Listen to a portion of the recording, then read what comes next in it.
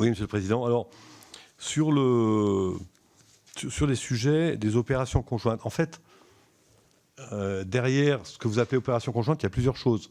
On a, les escadrons sont engagés à 80% en zone police.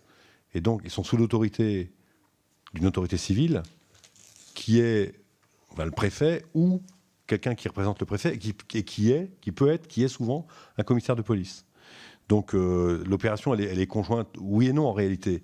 Le commissaire de police, c'est l'autorité civile et le commandant d'escadron, c'est le commandant de la force publique.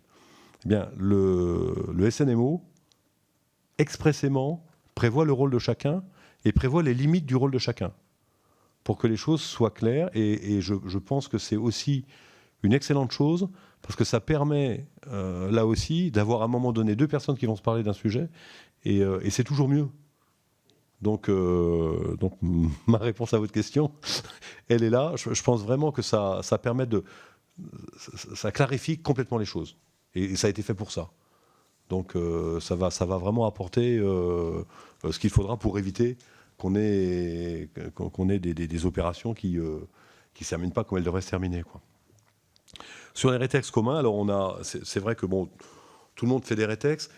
Là aussi, pardon de revenir sur le SNMO, mais au-delà du rétex, il est prévu sur le schéma national de maintien de l'ordre le fait que les commandants des forces soient associés à la manœuvre, soient associés au montage de la manœuvre, à la façon dont les opérations sont conçues par le responsable de l'ordre public, le préfet. Et donc ça aussi, c'est une avancée qui est importante, parce que ça permettra aussi de se poser des questions avant. Ensuite, sur le rétex, là aussi, il me semble que le SNMO en parle. En tout cas, nous, là aussi, le but est aussi de clarifier les choses.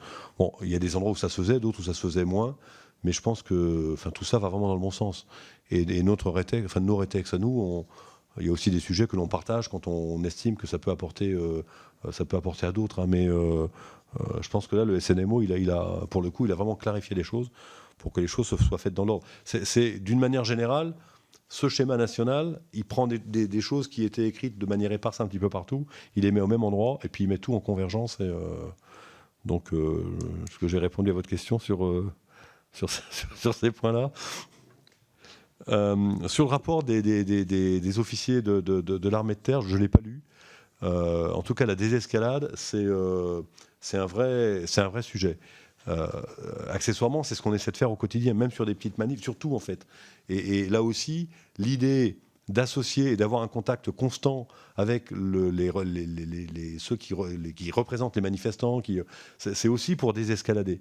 Moi, c'est pas le moment d'en raconter là, mais j'ai eu des épisodes où, en fait, à un moment donné, on va discuter, on se dit bon, si vous faites ça, je vous laisse faire devant les caméras, mais personne tape personne et les choses se passeront bien. C'est des choses qui se passent tous les jours.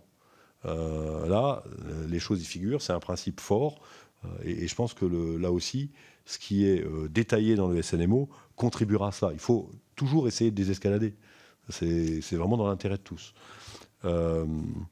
Après, sur le maintien de l'ordre en OPEX, moi j'ai souvenir de vieux débats qu'on avait au moment de l'ex-Yougoslavie, lorsqu'on était en pleine crise et en opération de maintien de l'ordre. C'est parfois un peu différent, mais cela étant, les principes, et notamment celui-là, restent valables.